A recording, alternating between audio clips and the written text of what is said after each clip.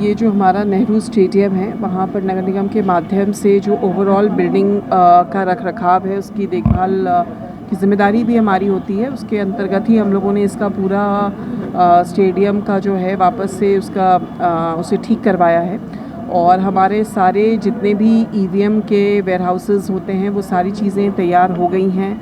हमारे मतगणना के जो हॉल्स हैं वो तैयार हो गए हैं। ऑब्जर्वर रूम्स और बाकी तमाम जो इसमें एक मटेरियल डिस्ट्रीब्यूशन पॉइंट में लगते हैं, वो सारी चीज़ तैयार हो गए हैं। हम लोग कोशिश कर रहे हैं कि हमारे जो मतगणना कर्मी हैं उनको मटेरियल डिस्ट्रीब्यूशन और मटेरियल वापसी के समय किसी भी तरह की कठिनाई ना हो, उसके लिए भी हम लोग एक व्यापक व्यवस्था यहाँ पर जमाएंगे।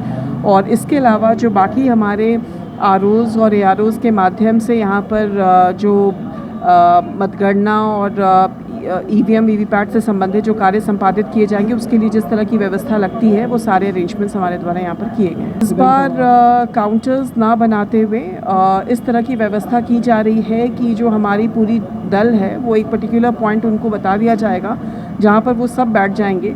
वहीं पर उनको सारे मटेरियल मिल जाएंगे, उनको अनावश्यक परेशानी नहीं होगी। और वापसी में भी आकर वो उसी बेंच में बैठ जाएंगे। वहाँ पर हमारे लोग जाकर उनसे कलेक्ट करेंगे। तो जो लोगों को परेशानी होती है खिड़कियों में खड़े होकर लंबे रात में और इतने दिनों के उसके बाद, तो वो सारी चीज़ों को अवॉइड करने के लिए एक दूसरे तर्ज पे हम लोग इस बार व्यवस्था करने की तैयारी कर रहे हैं। कल ही हमारे यहाँ पर जो शहरी क्षेत्र के लगभग 1600 बूथ हैं, वो सारे बूथों की तैयारी नगर निगम के माध्यम से किया जा रहा है। इसमें स्कूल्स तो हैं, कम्युनिटी हॉल्स हैं, कुछ प्राइवेट बिल्डिंग्स भी लिए गए हैं।